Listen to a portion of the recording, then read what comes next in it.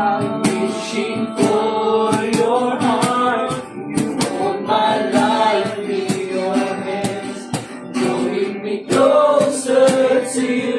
I feel your power reveal. Nothing compares to this place where I can see you face to face. I worship you, the Spirit and me true.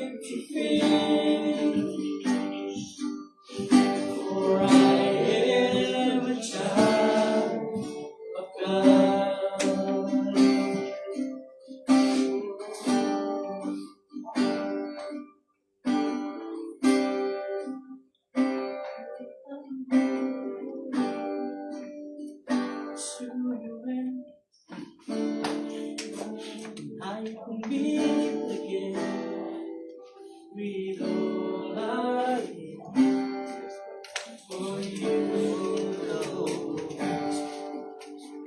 Hold my world in the palm of your hand, and I am yours forever.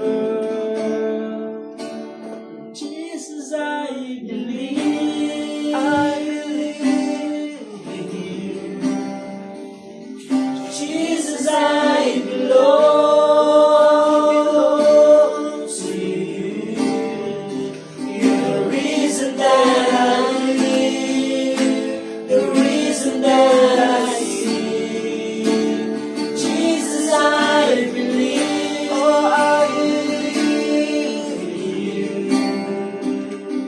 Jesus, I belong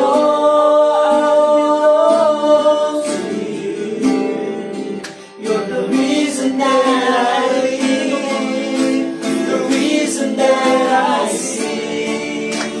Jesus, I believe, oh, Jesus, I belong to you. You're the reason that I live, the reason that I see. Jesus, I belong to you. Jesus, I belong to you. You're the reason that I live, the reason that I see. Oh,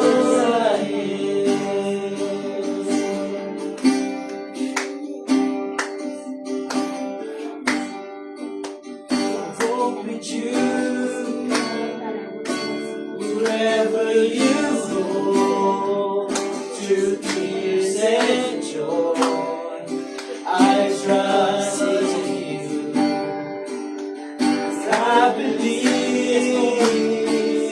in all of your ways. Your guidance is forever.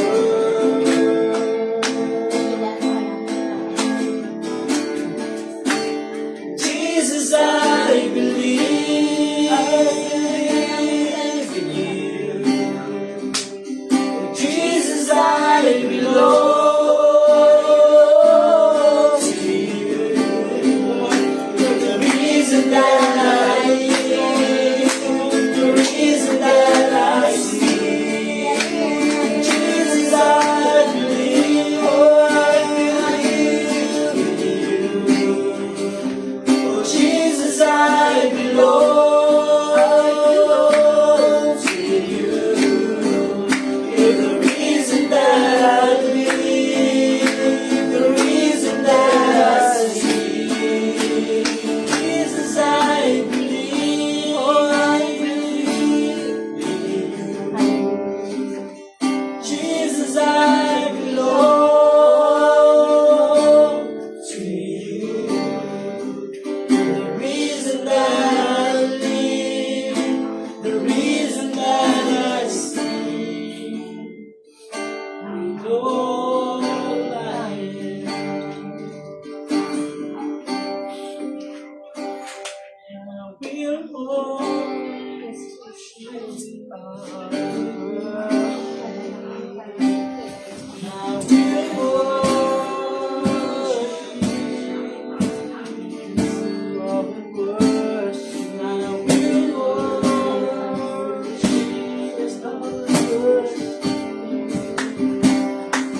will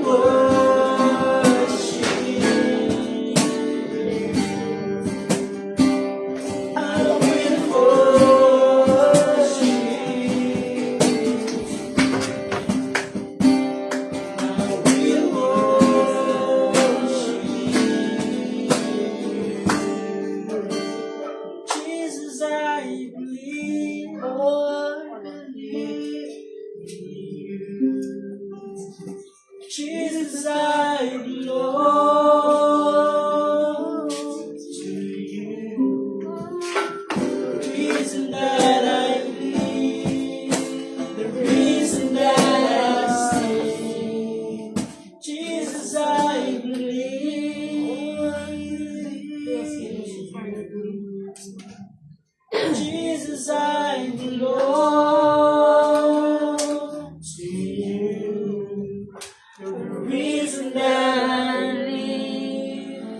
the reason that I sing. Jesus, I believe in you. Jesus, I belong to you. So the reason that I live, the reason that I sing, with all I am. Hallelujah.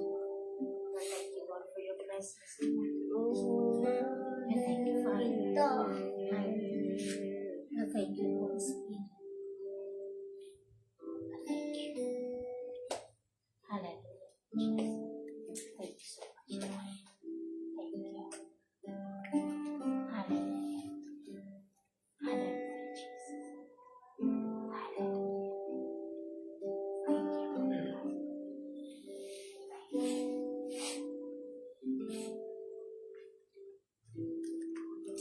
Amen. Amen. Naka-live ko dyan. Magandang gabi Naka-live ka. sa ating lahat, mga ginigiliw, no? Naimbag nga rabi tayo amin, kastamot dagiti madamang mang subsubaybay dito yung aramid iti Apo, no? Magandang gabi po sa ating lahat, mga ginigiliw, no? Ang pag-aaralan natin ngayon ay patungkol sa katuruan laban sa paghihiganti, revenge, no? Katuruan patungkol sa paghihiganti. Alam nyo mga ginigiliw, sasagutin natin ito sa tamang pamamaraan, balanse, at ito ay ayon sa kalooban at kapangyarihan ng banal na Espiritu Santo, mga ginigiliw. Huwag po nating gamitin dito yung sarili nating opinyon, kundi gamitin natin ito sa balanseng paraan at ayon sa kapangyarihan ng banal na Espiritu Santo. May kasabihan na do not judge the book by its cover, sabi niya mga ginigiliw. Tayo po kasi ang tao masyadong mapanghusga, masyadong mapanghusga sa kanyang kapwa, di ba? Kaya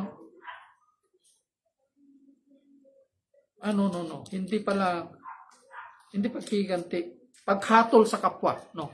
Paghatol sa kapwa pala yung pag-aaralan natin ngayon. Napag-aaralan na natin kagabi pala yung paghihiganti, paghatol sa kapwa. Kaya sasagutin natin ito ng balanse at ayon sa kapangyarihan ng banal na Espiritu Santo, mga ginigiliw, no? Ang sabi niya po dito sa Mateo 7, huwag kayong humatol nang kayo'y di hatulan, no?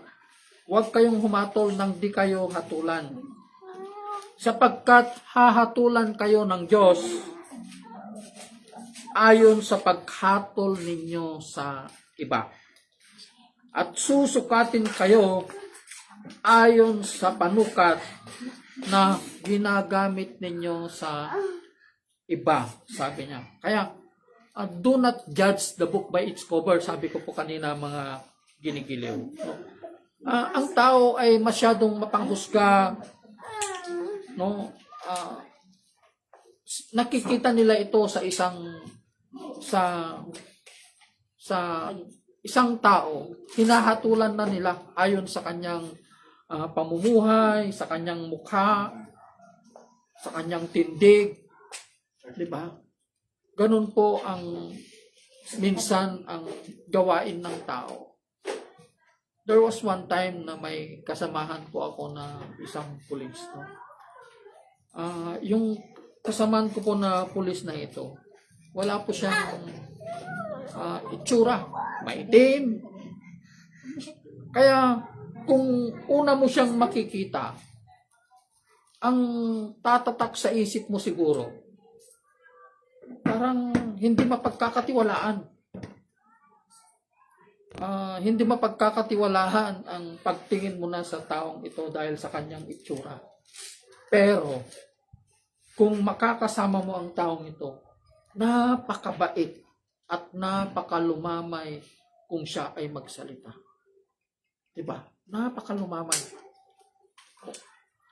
Kaya ganun ang tao, masyadong mapanghusga. Kung ang isang tao na pumapasok sa loob ng iglesia, lalong-lalo na kung ang pumapasok ay isang babae na marami na siyang karanasan sa lalaki. Or sabihin na natin na siya ay isang babaeng mababa ang lipad. Kaya ang tingin ng tao, pagpasok ng babaeng ito sa loob ng iglesia, iba na ang tumatatak sa kanilang isipan. No? Hinahatulan na nila ayon sa kanyang pamumuhay, mga ginigiliw. Ganun ang tao, masyadong mapanghusga, masyadong mapanghatol sa kanyang kapwa. Alam nyo, mga ginigiliw, wala po tayong karapatan na hatulan, husgahan ang isang tao because we are not the final destiny of that person. Hindi po tayo ang final destiny ng tao na yan because it's only God, the final judgment. It's only God who is the final judgment of that person. Hindi natin alam kung ano ang kwento ng babaeng ito, kung ano ang kanyang pinagdaanan, kung bakit ganun ang kanyang trabaho, na siya ay babaeng mababa ang lipad. Diba? Siya ay nagtatrabaho bilang babae na mababa ang lipad. Katulad ng babae na dinala sa ating Panginoong Jesucristo na sabi ng mga pare at tagapagturo ng kautusan. Sinabi nila sa ating Panginoong Jesucristo na ang babaeng ito ay nahuli sa akto ng pangangalo niya. Sabi po nila, ayon sa batas ni Moses, kailangang batuin siya hanggang mamatay. Sabi po nila. So, gusto na nilang hatulan at husgaan ang babaeng ito na kanilang nahuli. Kaya ang ating Panginoong Jesucristo, sumulot lamang siya sa lupa. Hindi ko alam kung ano yung sinulat niya. Diba? Hindi po natin alam kung ano yung isinulat niya sa lupa. Kaya lang, kung iisipin po natin yung tagpo na yon, mga ginigiliw, no? Nasaan ang lalaki? Paano mo sasabihin na ang babae ay nahuli sa aktong pangangalo niya kung wala naman yung lalaki? Di ba? Ayon sa batas ni Moses, dapat batuhin silang dalawa. Paano mo babatuhin ang babaeng ito? Wala namang ebidensya, wala naman yung lalaki. Di ba? Ang alam ko dito, nabalitaan lamang nila na ganun ang trabaho ng babaeng ito. Kaya hinuli na lang nila dahil gusto nilang siluin ang ating Panginoong Jesucristo kung ano ang kanyang pasya at paghatol sa babaeng ito na kilala sa kanyang trabaho na babaeng mababa ang lipad o nangangalo niya. Ganun na siguro yung kanilang kaisipan. Gusto nilang siluin kung ano ang masasabi ng ating Panginoong Jesucristo, mga ginigiliw. Kaya lang yung tagpo na yun. Nasaan yung lalaki? Paano mo babatuhin ang isang babae na wala namang ebidensya, wala namang kalaguyo, wala namang kasama? Di ba? Kaya ang sabi ng Panginoon, anong sabi niya po? Kung sino sa inyo ang walang kasalanan, siya ang unang babato, sabi niya. Kung sino sa inyo ang alam sa kanyang sarili na walang kasalanan, siya ang unang babato. Nakahawak sila ng bato until such time na lahat sila ay nagsialisan mula bata hanggang sa matanda. Umalis po lahat yung mga humuli at nagdala ng babae na ito sa harapan ng ating Panginoong Jesucristo. Dahil alam nila na sa kanilang sarili, Meron din silang ginagawang kasamaan, wickedness, kasalanan. Di ba? Kaya, yun ang karunungan na galing sa Diyos. Kung sino ang alam niya sa kanyang sarili na wala siyang ginagawang kasalanan, siyang unang babato. Sabi niya po mga ginigiling. Kaya tayo, panghusga tayo kung may pumasok, lalo na kung yung lalaki, bakla, ay bakla yan, hindi siya pwede dito sa iglesia natin. Ikaw, baka meron ka rin itinatagong kasalanan. Baka meron ka rin itinatago na kasamaan. Wala tayong karapatan na hatulan ang isang tao kung hindi natin alam kung ano ang kanyang buhay. Katulad ng babae na pumasok sa isang iglesia. Diba? Ay, ganito. There was a story na totoo po itong nangyari sa buhay ng isang pastor na sabi po nila, question po nila yung pagbabahagi po ng isang pastor dahil ang kanyang kinakasama ay hindi niya asawa. No, hindi niya daw po asawa ang babaeng ito. Kaya dapat daw wala siyang karapatan na magbahagi dahil hindi niya daw asawa yung babaeng ito. At yung babae na ito, hiwalay din sa asawa. Ang problema, hindi po sila kasal dahil ang babae nga po ay dating may asawa, mga kinigiliw. So para sa akin po, no, alam ba natin yung kwento ng babaeng ito, bakit siya hiniwalayan ng kanyang asawa? Hinusgahan na natin yung pastor. Wala siyang karapatang magbahagi ng salita ng Panginoon dahil ang kinakasama niya ay hindi niya asawa. At yung babae na kanyang kinakasama, hiwalay sa asawa. Paano kung yung babae na yon sinakripisyo niya ang kanyang buhay dahil papatayin ng kanyang dating asawa? Sinasaktan siya, binubugbog siya, nawala na siya, hindi na niya binigyan ng karapatan na ganon. Wala na siyang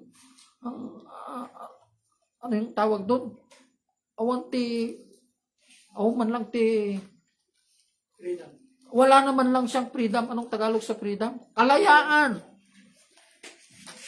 Palagi na lang siyang binubugbog, halos patayin na siya.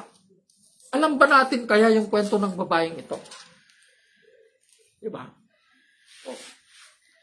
Kaya mahirap na husgahan natin ang tao na ito at ang pastor na ito.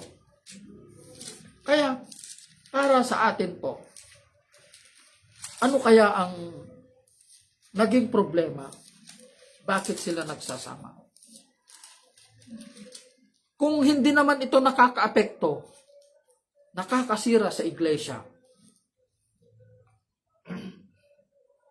hindi ba, wala bang karapatan kaya ang pastor na ito na mag-share ng salita ng Panginoon?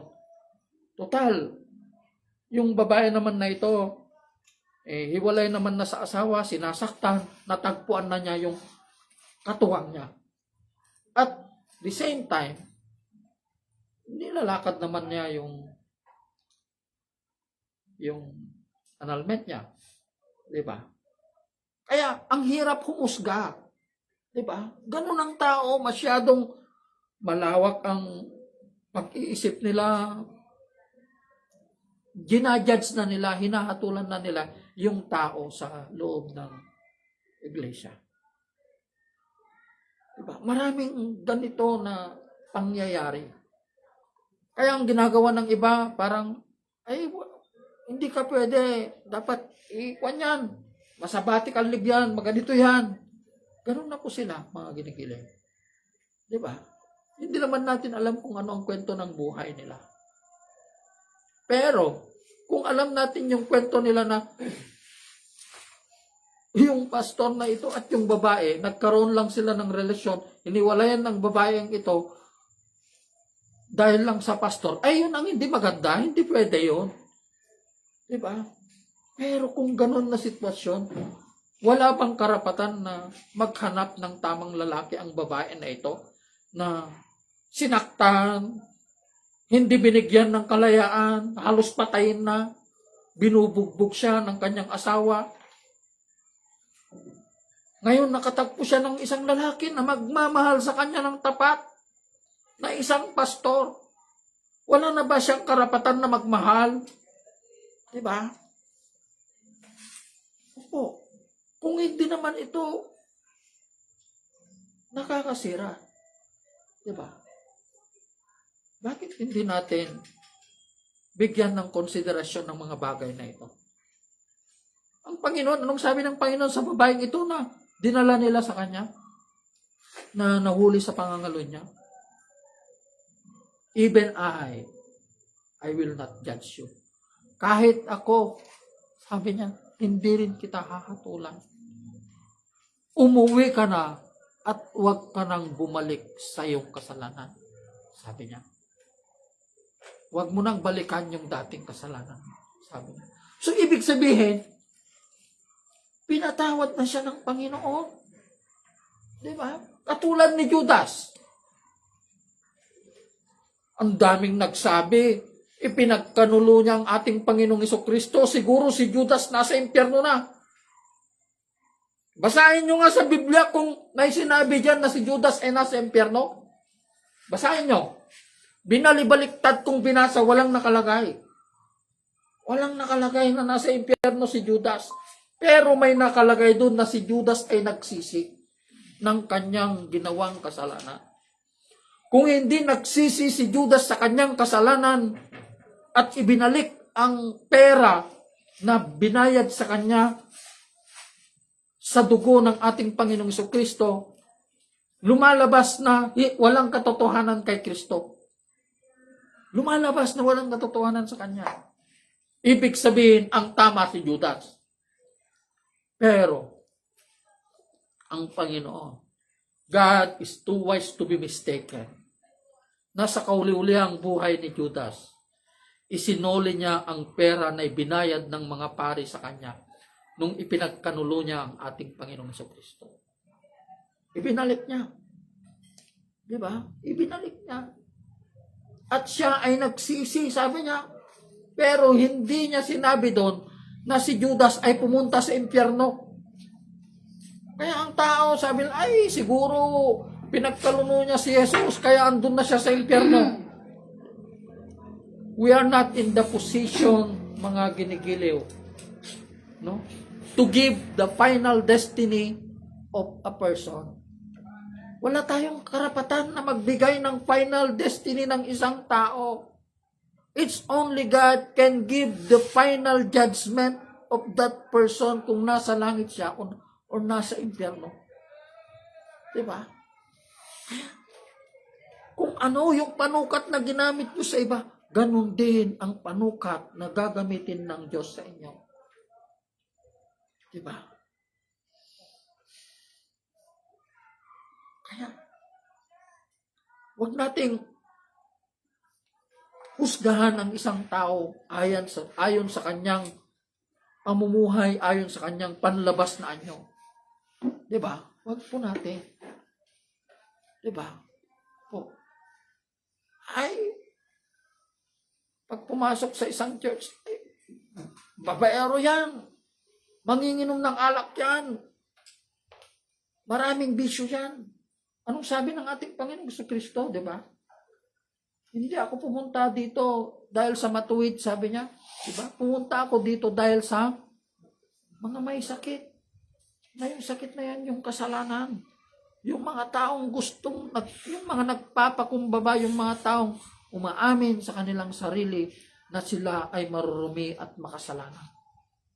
Kaya ngayon ang sinasabi niya sa 99 na tupa at isang tupa. Yung 99 na tupa, yun ay kumakatawan sa mga pari yun. Sa mga taong ang tingin nila sa kanilang sarili, sila ay matuwid. Pero ang isang tupa na hinanap ng ating Panginoong Jesucristo, yun ay kumakatawan sa mga taong makasalanan. Marurumi. Nang tingin nila sa kanilang sarili ay makasalanan at marurumi. Yun ay patungkol sa mga tax collector. Di ba? Kaya nga, yun ang sinabi ng ating Panginoong Jesucristo na talinhaga eh. Yung 99 na tupa at isang tupa. Hinanap niya. Hinanap niya yung nag-iisang tupa na yon. Na yung tupa na yon, kumakatawan sa mga taong makasalanan. Na umaamin sila na sila ay marurumi at makasalanan. Diba? Dahil sinabi kasi ng mga pariseyo na ito, oh, yung Jesus na ito, nakikisalamuha sa mga makasalanan, sa mga tax collector, sa mga nagbubuwis, sabi nila. Kaya nagbigay ng Panginoong Jesucristo ng isang talinhaga na yung 99 na yon. Ito yung mga taong ang tingin nila sa kanilang sarili, matutuwid. Diba? Matutuwid. Kung ganyan ang pagtingin mo sa kayong sarili, na ikaw ay matuwid, hindi ka makakapasok sa kaharian ng Diyos. Hindi ka makakapasok sa kaharian ng Diyos. Kung ang pagsunod ninyo, sabi ng Panginoong Jesucristo, sa kalooban ng Diyos ay katulad lamang ng pagsunod ng mga pari, ng mga parseyo at tagapagturo ng kautusan, sabi niya, hindi kayo makakapasok sa kaharian ng Diyos. Anong ibig sabihin no? Yung sumusunod sila dahil sa ritual at alituntunin lamang ng kanilang reliyon. Diba? Reliyon. Hindi ayon sa salita ng Panginoon, mga ginikilig. Kaya, yun. Kaya huwag nating husgahan ng isang tao dahil sa kanyang panlabas na anyo. Huwag nating sukatin ang isang tao dahil yung panukat na gagamitin natin, yun din ang gagamitin ng Diyos na panukat sa atin kung tayo ay tatayo sa kanyang harapan upang tayo ay hatulan. No? So I hope you are being inspired muli sa gawain na ito ng Panginoon. No? Sa lahat po ng mga sumusubaybay, nanonood sa gawain na ito ng Panginoon, pagpalain po kayo ng Panginoon.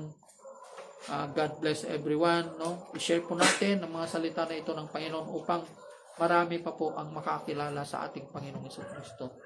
Na siya lamang ang may karapatan at kapangyarihan na humusga at humatol sa isang tao dahil siya ay walang bahid na kasalanan. Mga ginigiliw. Magandang gabi sa ating lahat. Pagpalain po kayo ng Panginoon. God bless everyone.